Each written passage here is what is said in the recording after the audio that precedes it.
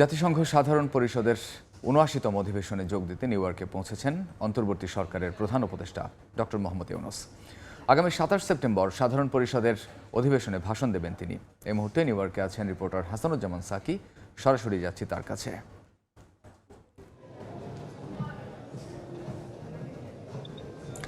অনেক ধন্যবাদ আপনাকে। অন্তর্বর্তী সরকারের প্রধান উপদেষ্টা ডক্টর মোহাম্মদ ইউনূস নিউ ইয়র্কে এসে পৌঁছেছেন। যে অফিসিয়াল যে ফ্লাইট স্কেডিউল তাতে আমরা দেখছি যে QR705 কাতার এয়ারলাইন্সের একটি বাণিজ্যিক ফ্লাইটে তিনি 10টা 16 মিনিটে নিউ ইয়র্কের JFK আন্তর্জাতিক বিমানবন্দরে এসে পৌঁছান। এরপরে আমরা যতটুকু জেনেছি যে তাকে বরণ করে নেওয়ার জন্য বাংলাদেশ দূতাবাস, জাতিসংঘের স্থায়ী মিশন এবং কনসুলেট জেনারেল অফিস তারা সেখানে তাদের ঊর্ধ্বতন কর্মকর্তারা এখানে ছিলেন এবং স্থায়ী প্রতিনিধি এবং রাষ্ট্রদূত এম এ মুহিত অর্থাৎ জাতিসংঘের যিনি বাংলাদেশের রাষ্ট্রদূত হিসেবে কাজ করছেন তিনি প্রধান উপদেষ্টাকে অভ্যর্থনা জানান।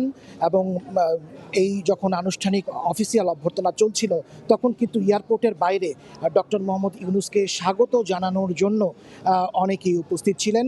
এয়ারপোর্টের বাইরে যুক্তরাষ্ট্র বিএনপির নেতাকর্মীরা তারা এয়ারপোর্টে জড়ো হয়েছিলেন এবং শত শত নেতাকর্মী ডক্টর মোহাম্মদ ইউনূসকে স্বাগত জানিয়ে প্রীতি সমাবেশ করেছেন।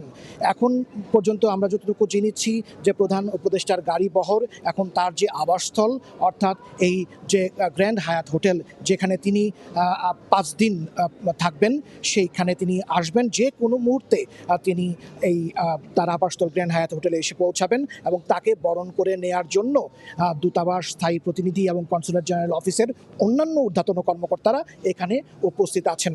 তারাও সেখানে প্রধান উপদেষ্টাকে বরণ করে নেবেন। এখন তো আর অনেক রাত, একেবারেই মধ্যরাত।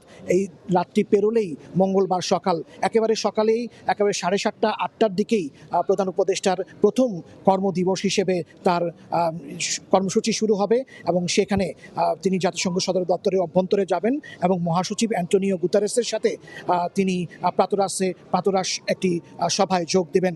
এরপরে 9টায় জাতিসংঘের যে ৭৯তম অধিবেশন, সেই ৭৯তম অধিবেশনের যে মূল বিতর্ক পর্ব যেখানে বিভিন্ন দেশের রাষ্ট্র এবং সরকার প্রধানরা এখানে নানান ইস্যুতে তারা বিতর্ক করেন, সেই মূল পর্বের উদ্বোধনী হবে। সেই উদ্বোধনী পর্বে তিনি উদ্বোধনী অনুষ্ঠানে যোগ দেবেন এবং তারপরে এই অনুষ্ঠানের ফাঁকে বাইডেনের সঙ্গে ডক্টর ইউনূসের সেই ঐতিহাসিক একান্ত বৈঠকটি হবে। এখন আমরা এই মুহূর্তে সবাই অপেক্ষা করছি তার আবাসস্থল গ্র্যান্ড হায়াত হোটেলে কখন এসে পৌঁছাবেন ডক্টর মোহাম্মদ ইউনূস, সেই অপেক্ষায় আমরা আছি। এই ছিল সর্বশেষ। হাসানুজ্জামান সাকি, সময় সংবাদ, ম্যানহাটন, নিউ ইয়র্ক। আমরা তখন সরাসরি ছিলাম নিউ ইয়র্কে।